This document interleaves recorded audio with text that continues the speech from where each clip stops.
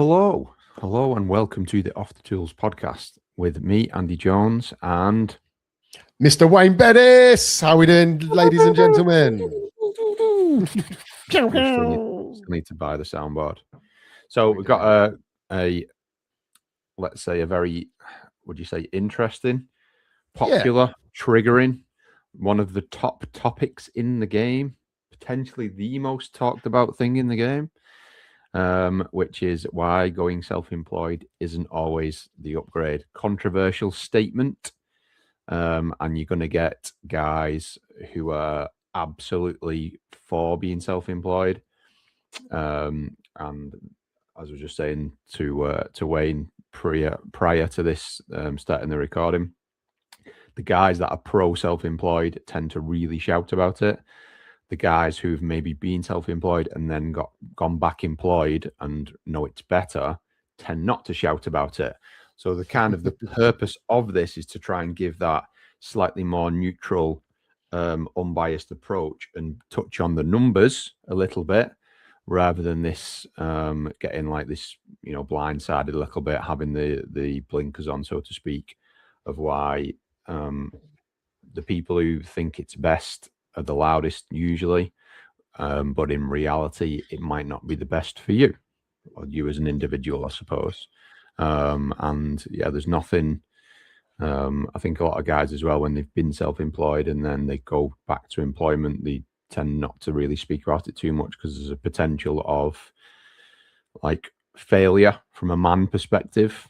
But I would sort of argue then there's a different angle of that, of you gave it a go and it's not all it's cracked up to be. And if anything, the reason why this has never been as relevant as it is today is that it's harder now than it's ever been to move into self-employment, because the competition or the bar has been raised so much. All of the lads in Off the Tools, for example, are using software, job management softwares, quoting softwares, things like that. And a lot of the talk on the forums from the self-employed lads, a lot of them aren't using even a job management software. I saw a post the other day, someone asking about where can they get branded service pads from. Oh God, it's 2026 for Christ's sake. Branded pads. Oh yeah. That's the problem, isn't it? And if you go self-employed and go and go in with that mindset, that old-fashioned mindset of I'm just going to be a good engineer, it just isn't going to work. So what me and Wayne are going to do is just sort of break it down a little bit from a numbers perspective, which maybe not everybody sees it from, and then we'll give a little example, and then we'll break it down a little bit more of the pros and the cons, because there is pros and cons to both. It isn't just about the money, isn't it? Yeah. And it should realistically be, being self-employed gives you access to a larger amount of money, or greater earning potential, or less hours worked. It will not produce both, certainly not if you start today. It will not produce both unless you do it very well. And everyone that is good at their job, someone says to them, just go self-employed, you'll earn more money, you'll have more freedom, you'll have a better life. But is that reality? Let's start to break it down, Andy. Go on, I'll let you take the helm here. So I'll go with the easy one first. For the employed engineer, we pay a little bit more than this in our heating in business, as I think you do as well, don't you, Wayne? But let's use 40 grand as a simple scenario. It gives them about $2.5 a month of walk away money. So your tax is already taken off you, your national insurance is already taken off you before the money lands in your bank account. So there's complexities that are removed. What lands in your bank account is your money, not part of it is not yours, but you fucking forget about it. then that's a whole different conversation. Yeah, well, we can talk about that in a separate podcast. But yeah, there's no chasing money, no stress about where the next job's coming from. No. Andy's camera's just gone. I'm just going to pause the recording while we just fix this technical delay. And we're back. Here he is. The tech wizard, Andy Jones, has found the camera button. Might have to replace that. You know, it's not at all got a mind of its own. Anyway, so yeah, keeping it simple. You're going to walk away with 2.5 grand a month. You don't have to worry about your diary. Diary's going to be populated for you by, you know, the admin team or the business owner that you work for. You're not chasing the money. You finish work at the end of the day, and then you can switch off. For the most part, I know in the trade we often worry if we've, you know, done a great job or if we've left, you know, a fuse spur switched off or a test nipple out, whatever. But for the most part, you're switching off because it's not, you know, your own business.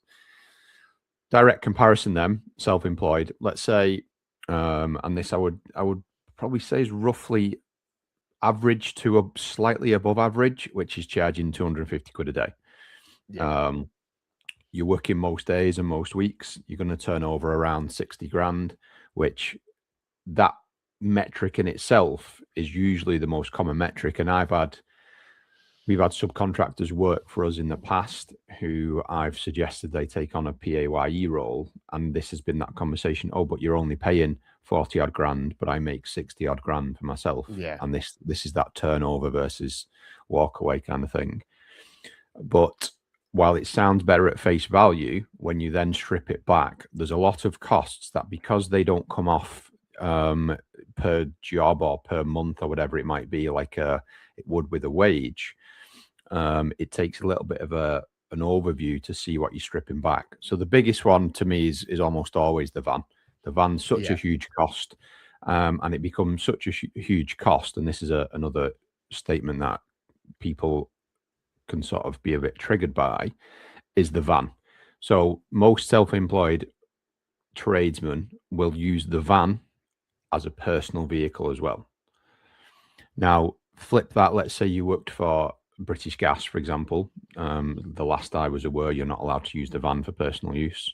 But if you're on 40 odd grand a year, you're going to probably have a decent car. You know what I mean? If you had an office job and you're on 40 odd grand a year, you're going to be driving around in a nice car for the most part.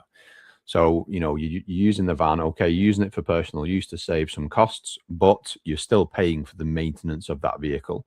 So the purchase itself, the insurance, the fuel, general maintenance, so your tires and things like that. And then obviously tools, you know, analyzers are expensive.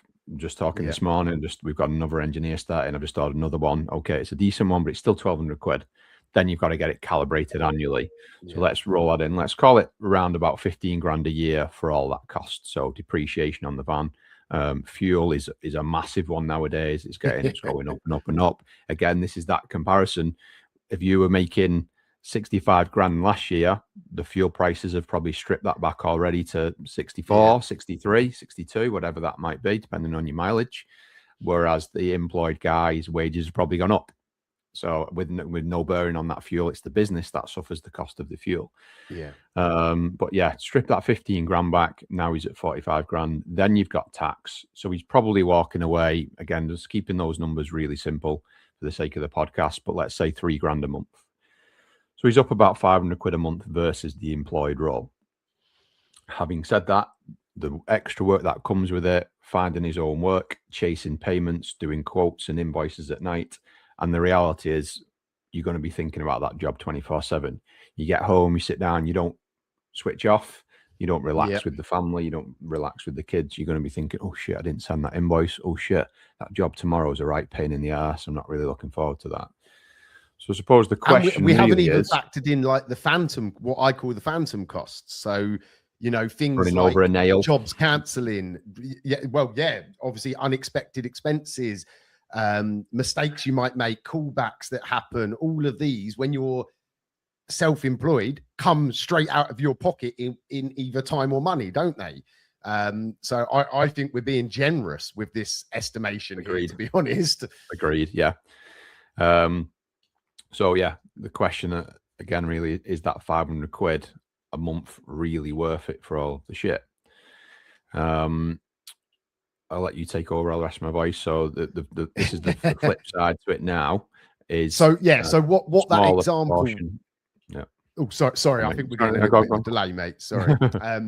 So what we're getting there is, so we obviously gave the example of the employed person on 40K, and then we gave what we see. You know, we speak to a lot of people as like the average self-employed person. So let's flip it again. Let's look at sort of the higher, topper end lads in the industry that are sort of charging better, doing things a bit more properly, shall we say. So they're on average, they're charging or getting between 350 and 400 a day. They've got half decent customers, you know, that trust them and rely on them. And they've got some decent sort of systems and processes in the business. So they're doing circa 800 to 100K, which brings the take home sort of to about 5K a month.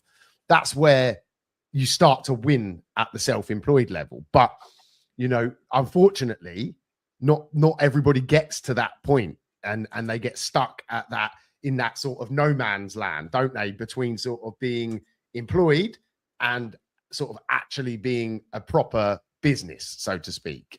And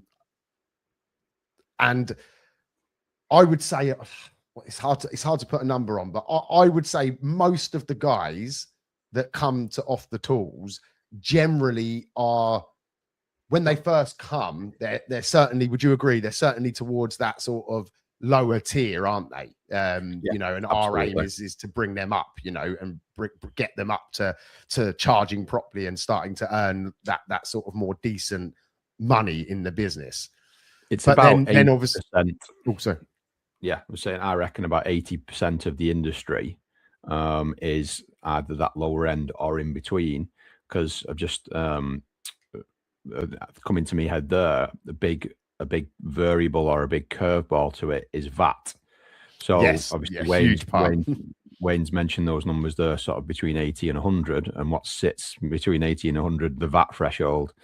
So again, most lads will be diving actively trying to keep under the VAT threshold, but then that causes its own share of problems. We've spoke about that on other podcasts and how trying to duck under it is costing you money year on year. So we're not going to delve into that. But the reality is, yeah, Wayne is absolutely spot on. Most lads are on the bottom end. And you know, anyone listening will know that they usually sit around that mark. They're probably doing 60 to 70K, but not because, and this is the problem. And I think it'll be highlighted with the Making Tax Digital stuff, because the problem when you don't see those costs immediately, and again, being self-employed, there's always a big, like, you don't compartmentalize your money as a business owner, especially if you're VAT registered and limited company, etc. There's a much more solid line between what's yours and what's owned by the business. When you're self-employed, sole trader style, and we've both been there, so we know, we can talk about this firsthand, is it's a blurry line. You're using the van for personal use, but you're filling the fuel up through the business card, and then it's like, well, actually, I'll just, you're buying yourself some lunch, and that goes on there as well. And then, it just gets very, very blurry of what's yours and what's the business's. So what happens with that then is, as they bring in, as you sort of suffer these costs from day to day, you get hyper focused on your turnover. But it's only then when you're at year end and you go, well, actually, I've only walked away with 40K, 50K, 45K, whatever it is. Whereas then that is in that dangerous territory then of, well, would me as an individual be better off employed? And that's what it comes down to, I suppose, isn't it, really? It's like, can you suffer the stress? Do you want to, are you happy doing it? And again, the percentage of the lads that actually pull it off is a lot smaller than maybe you realize, because my take on it's always been, if you work for yourself, you should either be able to work less hours and match a salary, or work more hours and get a shitload more than the salary.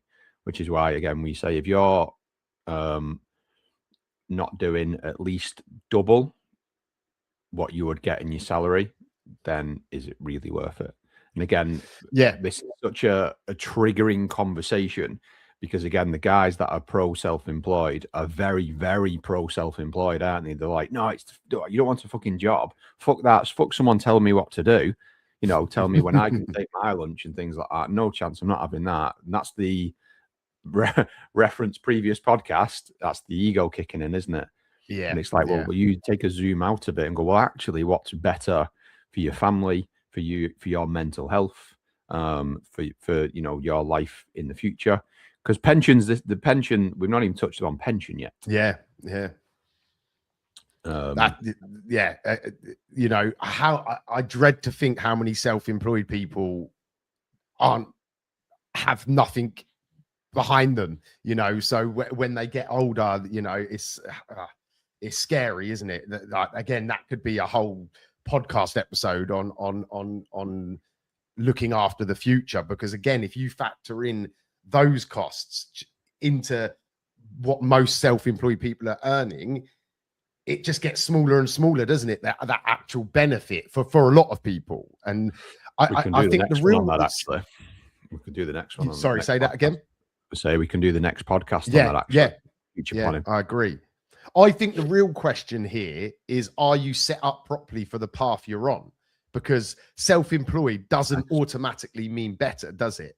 It just means it's all on you, ultimately, doesn't it? Yeah. So I'll ask yourself that question: are you on the right path for what you're trying to build and do? There's you know, we've not even either touched on the weight that you carry on your shoulders when you're self-employed. Again, the guys who are shouting about it, it's like there was a post the other day, and it was again a little bit heating industry focused, but it was, you know, okay, we're into the summer, work's gone quiet, any suggestions? And the amount of guys are like, well, yeah, just take the time off, enjoy the time off. So that's great in principle. You can't take 3 months off and do fuck all, because all that happens then is you're then trying to generate a year's worth of revenue through the autumn and the winter months, which isn't good again. But you know, you're out the house so much more pressure, doesn't it? Yeah, you're not seeing your kids and that. So whereas, you know, with the right mindset, you can obviously then pivot that, and we've talked about this in the Alliance a lot, about manipulating diaries so that you're pulling last year's work out of the winter and bringing it into the summer. But to stay on topic, it's that weight that you burn on your shoulders. And another thing I've spotted on it, so, you know, me and you both do martial arts. So me and Wayne both did Muay Thai when we were a bit younger. I'm doing jiu-jitsu now. There's a lot of worry involved with things like that, of, well, what happens if I, you know, break an arm, break a leg, dislocate my shoulder, I'm not going to be able to work. You know, you lose the luxury of sick pay. Obviously, yeah, you've got a private thing in place, then that's a little bit different. But again, I would argue most guys don't have a private health insurance in place that would cover them for something like that. So again, it's that back end pressure of, actually, I better not do that. I better not do that. I better not do that in case something happens to me. You know what I mean? I better not, you know, whatever it might be. Like that lingers at the back of the mind potentially, of, I better not do this thing because if this happens to me. And I was there myself when I was doing Muay Thai. There was always that risk of, well, if I break an arm in a fight, I'm not gonna be able to work. Shit, I better not get too deep into this. So there's a lot of pressure that you're carrying, especially if you're the breadwinner for the family, that you have to carry if you're self-employed, which you don't have to carry in the same way if you're employed. Yeah.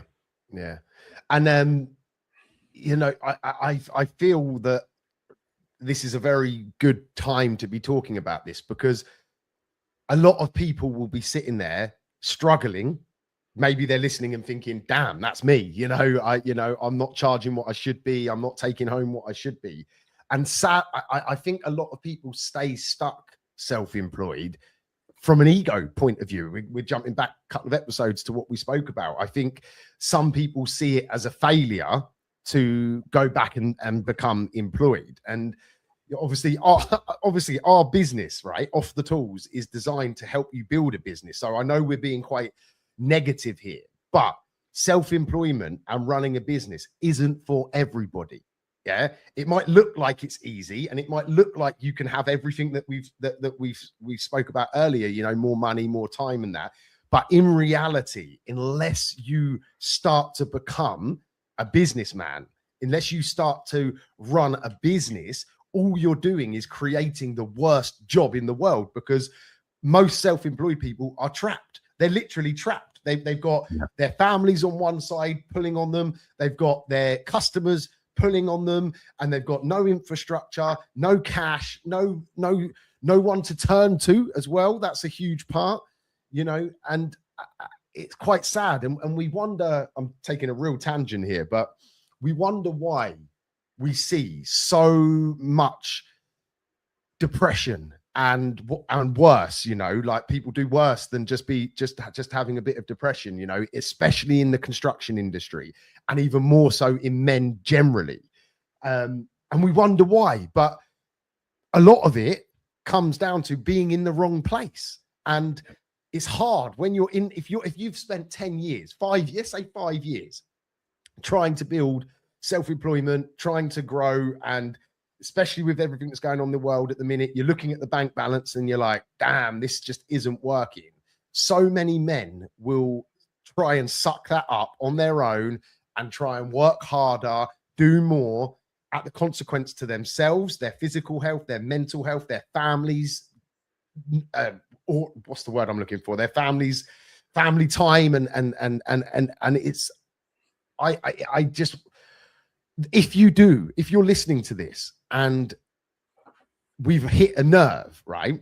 Don't see that as a negative, because self-employment is hard. It's been easy for far too long, and it's getting harder and harder. Yeah. So if you have to take what might be seen as a step back, but it's not a step back. If you can go and get a job and you can have secure money, you can have less stress, and you can start enjoying life, start waking up energized and happy to be alive, then do that. It only has to be short term, even if it's just a short term solution to shift the route that you're on. Don't be afraid to do it. Yeah. Do not care what Dave down the road says. Oh, look, fucking Jim's given up his business, blah, blah, blah. Who cares? They ain't paying your bills. They ain't helping you at night when you're stressed out and you're pulling out what hair you've got left on your head, you know. I just want to wade in a little bit on that. Sorry, and like, that's right. A bit very prevalent point is, again, because things are getting harder and the businesses that are doing things properly are not taking work from the lads who are self-employed, but naturally, you know, customers are different now. They expect more, and the old, you know, we've done loads of podcasts on this, but the old way of doing things is no longer enough. But what we've found happen, and again, a lot of the lads that come into the Alliance have done this, because they're generally making less money than they were previous year, because of, you know, fuel and inflation or stuff like that, but are also too scared to put the prices up. The often the easier way for lads to fix that is just to work more. Like, rather than putting the prices up, it becomes do more jobs. So then, like, this is a very prevalent point, because the lads who are then making, let's say that this lad's making 80 grand a year. And again, these are going to be the lads that are very passionate about, no, I'm way better off when I'm self-employed. Look how much more money I'm making. But when you strip that back and you make that direct comparison between employed working hours and the hours you're currently working, yes, you might be making 80 grand a year, twice as much as you'd get from a salary. But if you're working twice as many hours, it's not a direct comparison. You cannot compare it. If you're working 8 in the morning and smashing out, you know, I want to get this system conversion done in a day, you know, so I'm doing 8 till 8, and then you work in the Saturday, and then you look at your turnover at the end of the year and go, well, I did 80, 90, 100 grand or whatever it is at the end of the year. That's fantastic, and it's a great work ethic, but you cannot compare that to being employed. It isn't the same hours. You don't finish, and you can't sustain that as well. What happens when you break that leg, or you get ill, or you know, it's not a long term. We can all hustle. We can all get in the trenches and get to work. You know, that's innate to us. You know, but it's not a long term strategy. So let's flip this into a more positive, because there is a way through that.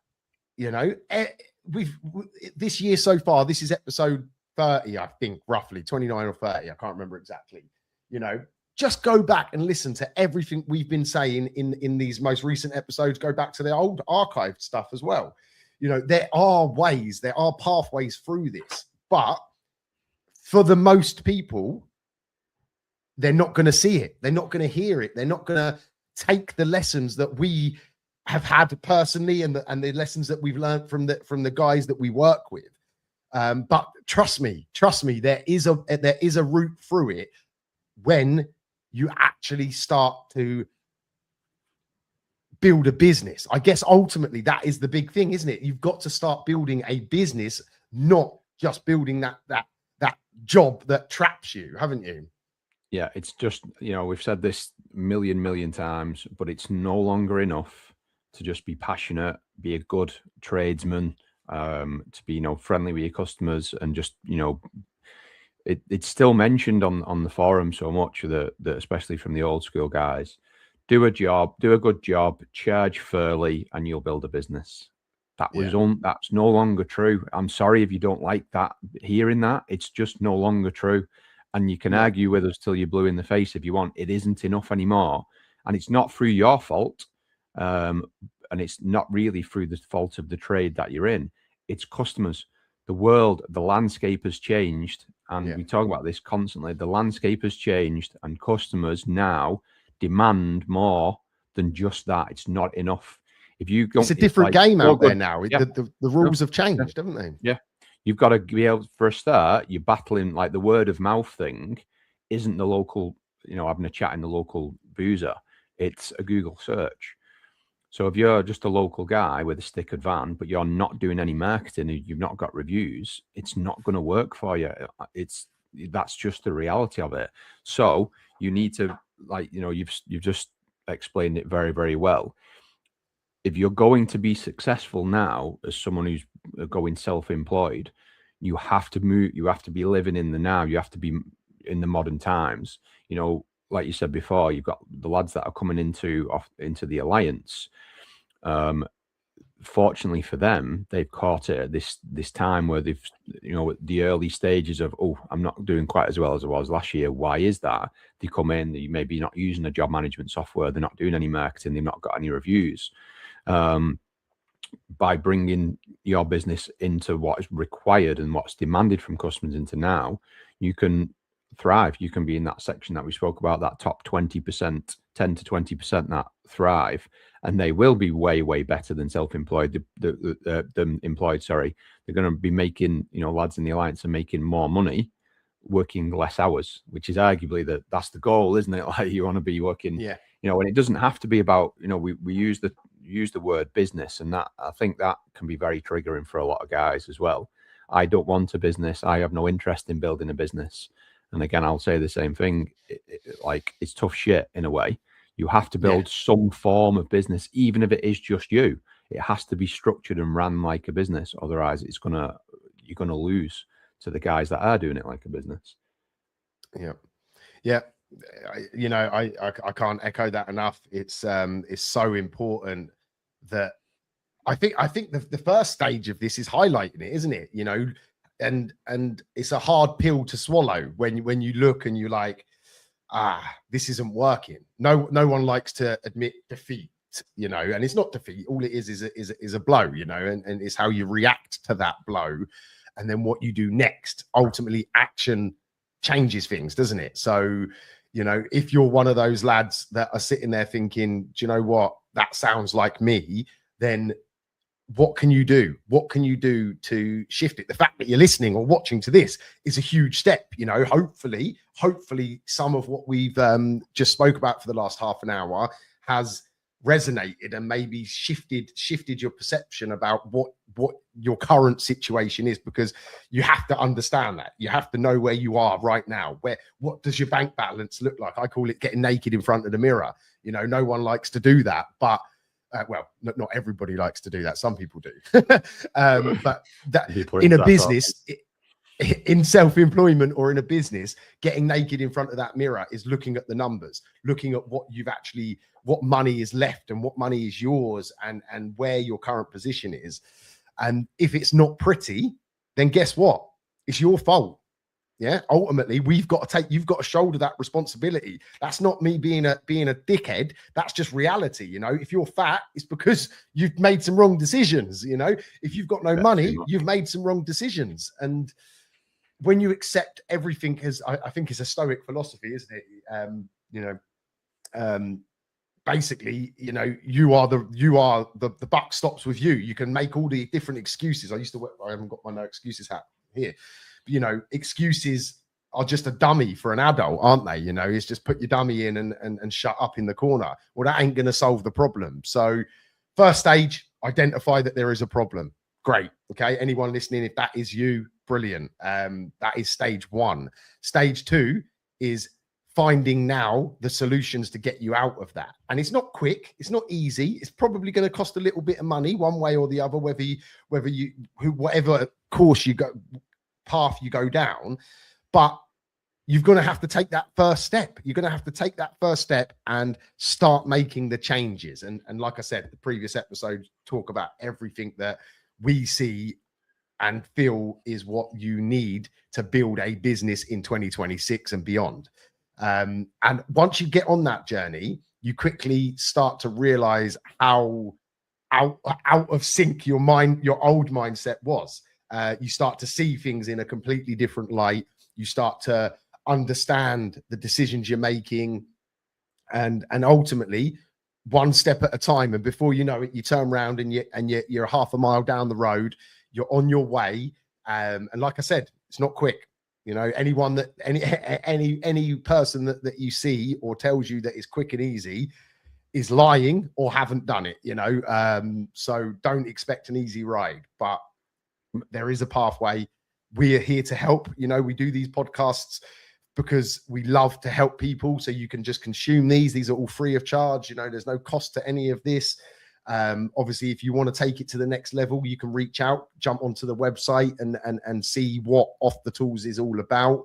I want as many of you guys that are listening to take that first step. We don't tie you into contracts. We don't make it a 12-month deal or anything like that. We're very much, if we don't provide value, you shouldn't be paying us, you know. So there's no contract. You can come in, test it out, see what it's like to be in an environment that challenges you, that pushes what your current view of the world is.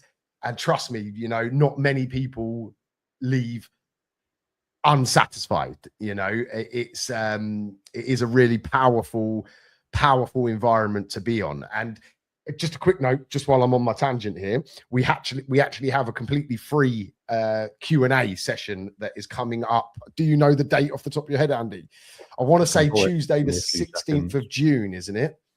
7 p.m. You're not going to be on camera, so there's no pressure. You know, you can just watch, put in your question. You know, you can type it in. Is it the 16th? Yeah. Yeah. You can be anonymous if you choose. If you are employed and you're thinking about going self-employed, you can be in. You can just have a username. You can have questions, and if you want to ask questions about being self-employed, then go for it. And I think just put the link in to register, just like around somewhere around the post. It will there'll be a link to register for that. Just to reference the getting naked in front of the mirror thing. I'm not doing it again with you, Andy. Okay, I've told you about that. That was one time, right? Twice. So, like, and again, I seem to be making a habit of triggering statements on this particular podcast. But if your business or your bank balance is not quite where it wants to be, part of that is your own fault, even if it's happened without you doing anything different, if that makes sense, because that is the problem. That, again, the forums, there's a lot of, shit's gone quiet. Boxed is taking all the work. Customers are getting cheap. Cost of living's having an effect. People aren't getting stuff done. Like, you know, and there's lads saying, oh yeah, just accept that summer is quiet, or, you know, you need to make a pivot and go and do aircon or heat pumps. The work is still there. It's just, again, it's getting taken by the people doing it properly.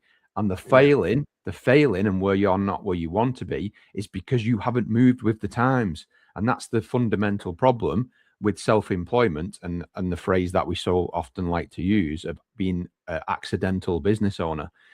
And if you don't think like a business, you can't just think like a tradesman anymore. It just won't fucking work. And I'm not saying that to be a dick. I'm saying that to help as many people who are listening to this. You have to think like a business owner, or you're going to lose to the people that do. Yeah. You just that's it. And that's like, lads, the lads that come into the alliance have been previously thinking like a tradesman, and then they start to think like a business owner. They come into the alliance and go, shit, yeah, that makes sense. And then they start to really dominate in their area. Yeah. And when we're talking about building a business, we're not trying to build people into the next Amazon or HomeServe or things like that. You know, it doesn't need to be a huge operation. It just needs to be a smooth operation. Yeah, that's a song in it. No, smooth. What's the song? Operator. I was close. So don't think we're sitting here trying to make you all the next billionaires, because quite frankly, it's very unlikely that will happen. But what we want to do is help you build something that secures you and your family's future and provides value to the outside world, and obviously brings value to yourself. So on that note, I think I'm done. Have you got any closing words, Andy, or should we wrap up for the day? Yeah, just a few notes that I've made here is, try and figure out what you genuinely want internally. Like you said before, forget about what the next guy thinks, forget about this thought process or this mindset of failure. My lead engineer did a brief stint of being self-employed and he hated it. He is a phenomenal employee. He will be in a much higher position as time goes on. He's fantastic as an employee. He's brilliant. He does the training of the new lads, and he was not built to be self-employed, but he's an amazing employee. And that's a great example. Fortunately for him, he did it for a more brief period of time and didn't then become trapped and feel like he has to stay doing that. So I suppose essentially it's figure out, or know what game you're actually playing. Don't follow the crowd, because the loudest people on the forums are the ones that, as I said before, are pro be employed. Realize the trade-offs, realize whether you want to be self-employed, fully self-employed, or employed, or again, potentially toe that line in between, which is the majority, is the majority share of the game, which is being a subcontractor. Which we'll can talk about in another one, because that's to me carries more pros and cons. It's there, but accept that some lads who are employed are happy than the self-employed ones. But if you're not making more money, if your bank balance and your customer base is dropping year on year when you're self-employed, all that's going to happen is you're going to fill that gap with more stress and potentially trying to work more hours to fill the void.